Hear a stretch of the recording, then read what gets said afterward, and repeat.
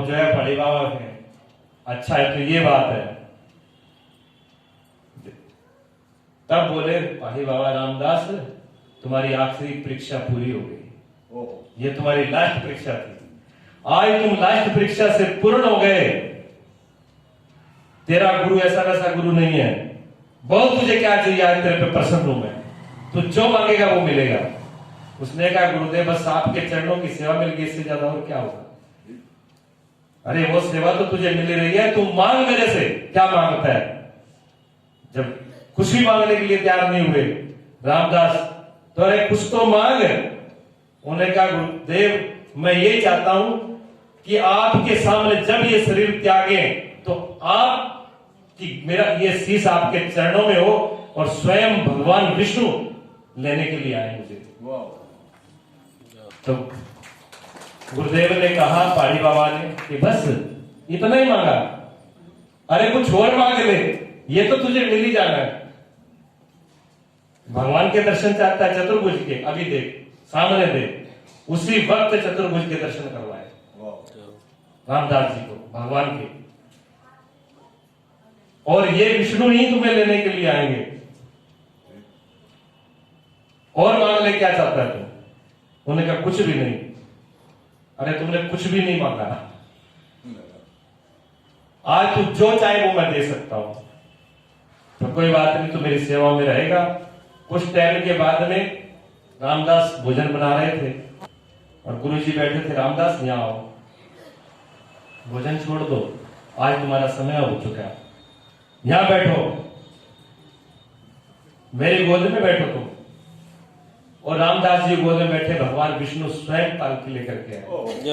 तुम बैकुंठ में जाओगे, मैं बाद में, तुम पहले। ये हकीकत ऐतिहासिक घटना है। गुरु की कृपा कोई मामूली बात नहीं है, लेकिन हम उसके योग्य हो जाए, हमारे अंदर मनुष्यता आ जाए। मनुष्य हम हो नहीं पाते, सदगुरु की, बिना सदगुरु की कृपा, बिना संतों की कृपा, बिना अपने पुरुषार्थ के हम कैसे मनुष्य हो जाएंगे। अरे उनको तो छोड़ो, सदगुरु विश्वामित्र जी की बड़ी कृपा थी। जब राम जी को बताइए चौथे पन पर 70 साल की उम्र, बताइए कितनी लास्ट टाइम में, जिनका लास्ट टाइम में आखिरी उम्र में बेटा प्राप्त हो, और बहुत प्रयासों के बाद वो बेटा कितना प्यारा होगा, विचार कीजिए आप। बहुत प्यारा होगा ना, बहुत प्यारा होगा वो बेटा।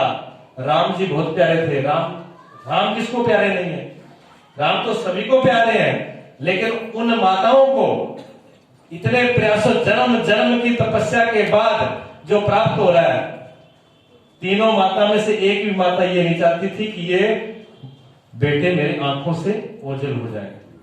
ये रामायण के अंदर इसका प्रसंग है, एक भी नहीं चाहती थी। और माताओं ने निवेदन किया राजा दशरथ से कि आप तो सम्राट हो, आप राजा हो, और कैसे सम्राट, देव दानव संग्राम में भी जो हिस्सा लेने वाले, देवता भी जिनसे पूछ करके काम करें, कुबेर भी जिनके मारे कांपता था, मामूली नहीं थे वो। राजा दशरथ कोई मामूली राजा नहीं थे, बहुत बड़े सम्राट थे। देव भी जिनका सम्मान करते थे, ऐसे राजा थे। तो माताओं ने कहा क्या इनकी पढ़ाई के लिए गुरुकुल में भेजना जरूरी है, गुरुकुल यही बना दो, यही पढ़ने के लिए आ रहे हैं। आज आपके पास क्या है, राजा दशरथ के छोड़ो, प्रधानमंत्री मोदी के बराबर में आपके पास क्या है, उनके मुकाबले है कोई आपके पास, कुछ भी नहीं है। फिर भी आपका प्रयास क्या है, आपका प्रयास यह है कि टीचर हमारे घर पे आके पढ़ा के जाए बच्चे को, आप यही करते हो। एक 4 कदम पर स्कूल है, वैन आकर के बच्चे को वहां लेके जाए, स्कूटरी पे छोड़ के आते हो, लेके आते हो। आप लोगों की हालत ही है, विचार करिए पहला, भी बच्चों को कमजोर आपने किया, किसी दूसरे ने किया है। राजा दशरथ सम्राट थे, क्या करते थे, क्या गुरुकुल नहीं हो सकता था, क्या आचार्य वहां पढ़ाने नहीं आ सकते थे। लेकिन राजा दशरथ ने सीधा निर्णय ले लिया, उन्होंने कहा रानियों से कि जो गुरुदेव निर्णय करेंगे, इसमें मैं कुछ कह नहीं सकता, जो गुरुजी निर्णय करेंगे वो होगा। गुरु 2 थे, कौन कौन थे, राम जी के गुरु 2 कौन थे, वशिष्ठ और विश्वामित्र। जो कथा सुन रहे हो इतना तो पता होना चाहिए राम जी के गुरु थे। आज के जमाने में बड़े बड़े पढ़े लिखे हैं, वो कहते हैं गुरु की क्या जरूरत है, हम तो खुद ही सब कुछ जानते हैं, पढ़े लिखे। वो राम के भी बाप है जो जानते हैं सब कुछ, उनको गुरु की जरूरत नहीं है, इतने बड़े सिद्ध पुरुष हैं। वो दिखती है उनकी मानवता कि मानवता कहां है। तब राजा दशरथ गुरु जी से पूछते हैं कि राजमाताओं का ऐसा विचार है, रानियों का ऐसा विचार है कि वो यही विद्या, तो क्या जवाब दिया गुरु जी ने? क्या जवाब दिया? अगर इनको आप डिग्री दिलानी है, सिर्फ अवधाई दिलाना है कि ये पढ़ लिख चुके, तो राजन घर पे रख दो। अगर इनको जीना सिखाना है, जीवन सिखाना है, मानवता सिखानी है, तो गुरुकुल में भेज दो। और गुरुकुल में गए, गुरुकुल में गए जो मखमल से नीचे पैर नहीं रखते थे, जिन पे दास दासियां माताएं ऊपर खड़ी रहती छत्र छाया की तरह, और गुरु जी के पास में बिल्कुल उल्टी स्थिति है।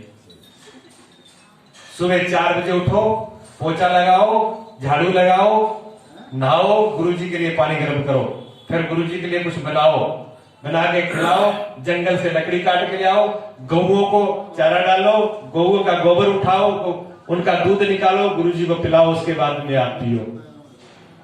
जंगल में रहे, राजकुमार थे, आप लोगों को शर्म आ जाएगी, हम और गोबर उठाए, हम और ये टाट उठा दे, हम और झाड़ू लगा दे, हम और बर्तन साफ कर दे, हमारा हम तो इतना बड़ा है।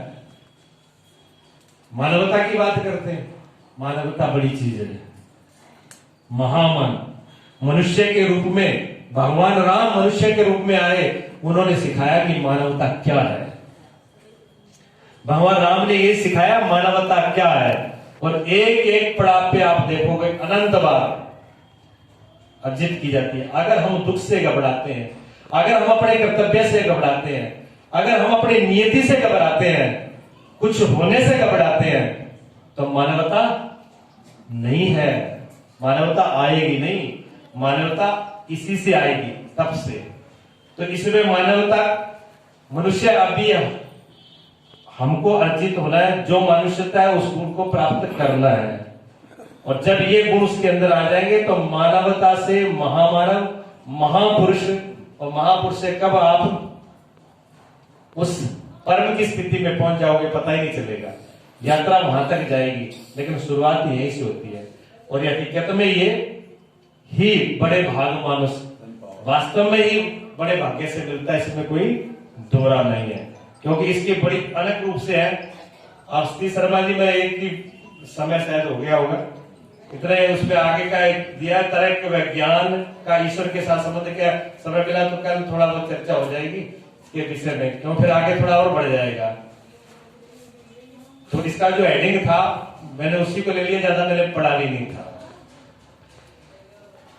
तो हम थोड़े से 2 शब्दों में भाव प्रकट कर लें, उसके बाद में आरती करके सब लोग प्रसाद लेके जाना। बोलिए सतगुरुदेव भगवान। बंद कर